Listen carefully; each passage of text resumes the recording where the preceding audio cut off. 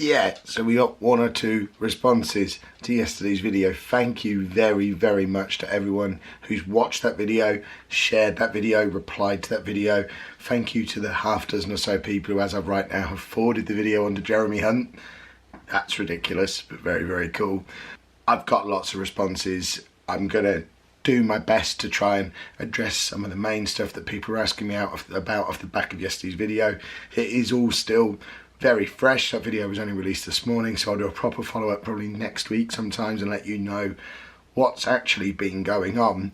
But I just wanted to do an immediate, this is sort of quick fire, because a lot of questions came up quite a few times. If you don't know what I'm talking about, go back and watch yesterday's video.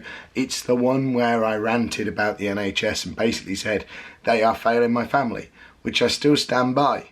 Although, let's address that as the first issue. It was not, and was not meant to be, an attack on people who choose to work for the NHS, whether they be doctors or nurses. There was one particular doctor who I wasn't that impressed with. But I think people who decide to dedicate their lives to the NHS do a fantastic job. I mean, for goodness sake, I'm a teacher. You know, we're all in the same boat. We all go and train for a long time to earn less money than most of the people we went to university with for a job that has longer hours than the jobs they do, with little to no thanks. Yeah, we're all in the same boat. Massive respect for you. I know I won't be able to do a job like the one I do for the next 20 or 30 years. I certainly wouldn't be able to work in the NHS for 20 or 30 years. I would just get so frustrated banging my head up against a brick wall constantly. So for those of you who have been in that for a long time and plan to stay in that for a much longer time as well, massive respect. I don't know how you do it. I've been in teaching 4 years and probably aren't going to be in it much longer. So, you know, that's where my tolerance level is. Just looking through some of the other stuff that we've got, let's try and address these in some kind of logical order. Have I tried contacting my local MP? A lot of you have asked me that. No, I haven't. My local MP is John Hayes. He doesn't have a Twitter. I'm very much a Twitter man, so that would have been my obvious way to contact him, get in touch with him on Twitter, because I have to do it the old-fashioned way, by email or by telephone or by letter. I haven't done it yet. Very much part of the plan going forward when I can find some time to do it. Of course, if anyone else wanted to do it in the meantime and pointing towards this video, that's not going to upset anybody. In fact, a few of you did say, Kev, is it okay if I share this video? Is it okay if I send this video on to somebody? Absolutely. I want as many people as possible to see the video that I put out yesterday, because it might get some people to do some stuff. You know, if it gets shared around enough people, then the original doctor might see it, social workers might see it, the nurses, CAMs, everyone who's connected to what he does. The more it's shared around, the more likely people like that are to see the video. So by all means, share it to anybody and everybody and everywhere, whether you agree with it or disagree with it. Get it out there into the world and let's have a discussion about it, because I think we can all agree a discussion is needed. Love the personal abuse to the doctor in there. I managed to refrain from it in my video. So many of you threatening violence. Don't be violent. Violence is bad. That's not going to solve the problem. I don't think I kept my cool with him necessarily, as a few of you have said. I shouted. That's as aggressive and angry as I ever get. It's very rare. But I certainly wasn't holding my back from physically assaulting a man. I don't do violence, don't really see that it achieves anything, but it did amuse me how many of you leapt to my defence. That's awesome, you're all awesome. There are a lot of people making the point, and I want to agree with you, that the idea of the NHS could and should work. I'm not opposed to the idea of the NHS existing. It's just really, really broken and obviously doesn't have enough money to function. Now, I don't know if the solution is to throw a whole load more money at the NHS. I know it's not as simple as that. If it was possible to throw a load more money at it, a lot more money would be thrown at it. Again, I work in education. We could do with a lot more money being thrown at us as well. There's no money to go around. People don't want to have their tax put up to 30% or 50% or whatever it might be, depending on what band of tax you pay.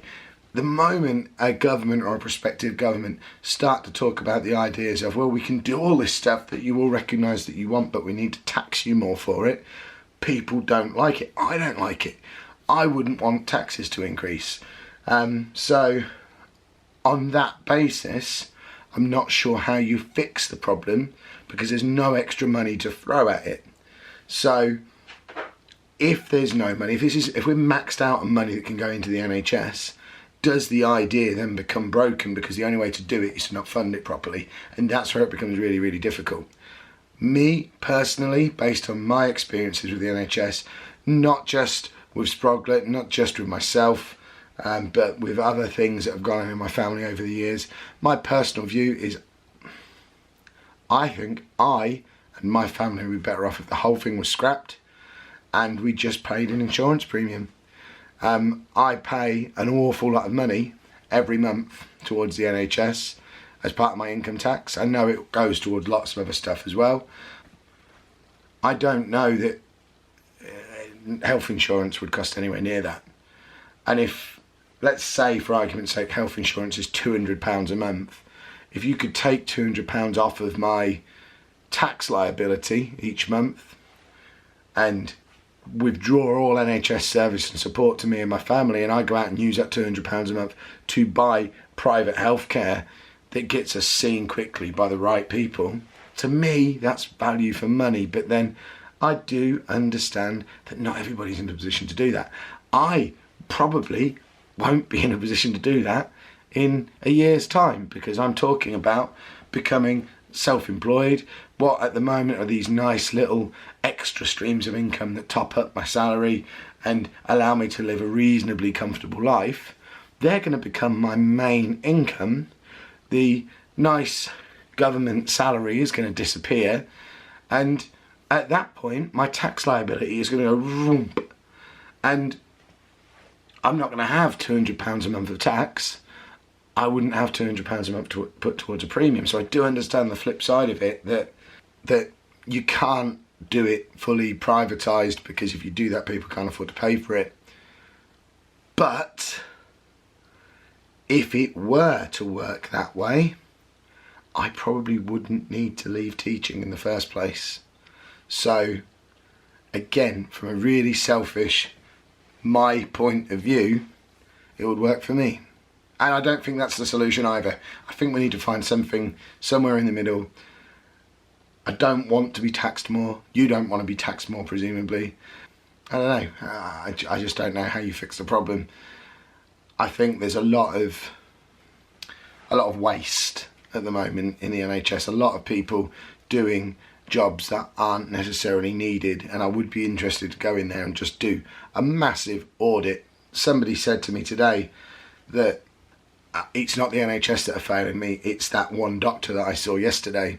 And I think this is how we'll round things up and finish things off, because I disagree with that. Yes, that doctor did massively fail me and fail my family. However, the only reason we had to see him is because of the broken system that is the NHS. We've got a specialist nurse with CAMS who says he needs to see a dietitian. We've got a social worker who says he needs to see a dietitian. We have a school nurse and a school who say he needs to see a dietitian. We have a paediatrician who 2 years ago said he needed to see a dietitian.